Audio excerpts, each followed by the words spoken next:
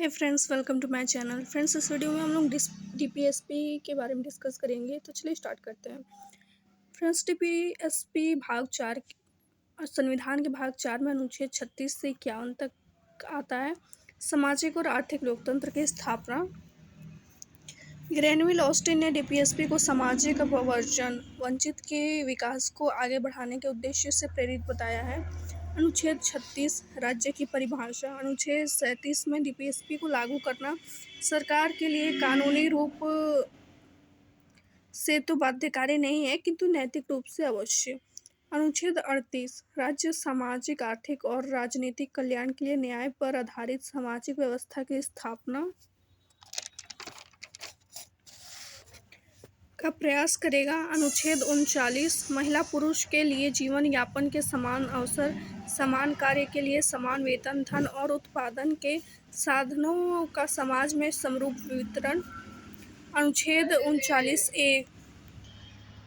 39A सभी को समान एवं निःशुल्क कानूनी सहायता। अनुच्छेद 40 ग्राम पंचायतों के गठन हेतु राज्य प्रयास करेगा। अनुच्छेद 41 राज्य काम शिक्षा के साथ ही बुढ़ापे, बीमारी जैसी अभाव की दशाओं में लोक सहायता सुनिश्चित करने का प्रयास करेगा। अनुच्छेद 42 काम की न्याय संगत और प्रसूति सहायता। अनुच्छेद 42 में काम की न्याय संगत और प्रसूति सहायता। अनुच्छेद 43 में राज्य न्यूनतम मजदूरी तथा श्रमिकों के हितों को सुरक्षित करने का प्रयास करेगा। अनुच्छेद 43A में उद्योगों के प्रबंधन में श्रमिकों की भागीदारी का प्रयास। अनुच्छेद 44 में राज्य समान नागरिक संहिता को अपनाने का प्रयास करेगा। अनुच्छेद 45 में राज्य सभी बालकों को 14 वर्ष की आयु पूरी करने तक निःशुल्क और अनिवार्य शिक्षा देने के लिए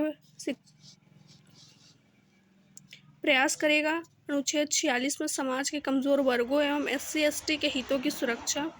अनुच्छेद 47 में लोगों को उच्च स्तरीय पोषण उपलब्ध करवाने तथा लोक स्वास्थ्य का राज्य प्रयास करेगा। अनुच्छेद 48 कृषि एवं पशुपालन की दिशा में राज्य के दायित्व। अनुच्छेद 48A में पर्यावरण संरक्षण तथा वन्यजीवों आदि का संरक्षण। अनुच्छेद 49 में राष्ट्रीय महत्व के स्मारकों आदि का संरक्षण। अनुच्छेद 50 में न्यायपालिका का पृथक्करण। अनुच्छेद 51 में अंतर्राष्ट्रीय शांति को बढ़ाने हेतु राज्य प्रयासरत रहेगा। 42nd constitution amendment 1976, article 39A, article 43A, article 48A, 44वां संविधान संशोधन 1978। अनुच्छेद 38(1) राज्य द्वारा लोक कल्याण की अभिवृद्धि का प्रयास। 97वां संविधान संशोधन अधिनियम 2011। अनुच्छेद 43B मूल अधिकार एवं डीपीएसपी। मिनर्वा मिल्स बनाम भारत संघ 1980 दोनों एक दूसरे के पूरक। दोनों का उद्देश्य सामाजिक, आर्थिक और राजनीतिक लोकतंत्र की स्थापना। मूल कर्तव्य की बात की जाए तो सोवियत संघ के संविधान की संकल्पना। सरदार स्वर्ण सिंह समिति 1976। 42वां संविधान संशोधन अधिनियम 1976 भाग 4A, अनुच्छेद 51A गैर बाध्यकारी। वर्मा समिति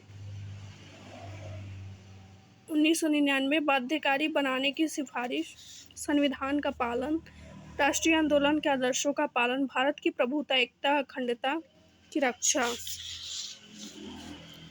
देश की रक्षा। सभी के लिए भाईचारे की भावना। सामसिक मिश्रित संस्कृति की गौरवशाली परंपरा का महत्व समझे और इसका परिरक्षण। प्राकृतिक पर्यावरण की रक्षा। वैज्ञानिक दृष्टिकोण। सार्वजनिक संपत्ति की रक्षा। सभी क्षेत्रों में उत्कर्ष की ओर बढ़ने का प्रयास। 6 से 14 वर्ष के बच्चों हेतु प्राथमिक शिक्षा। 86 संशोधन 2002।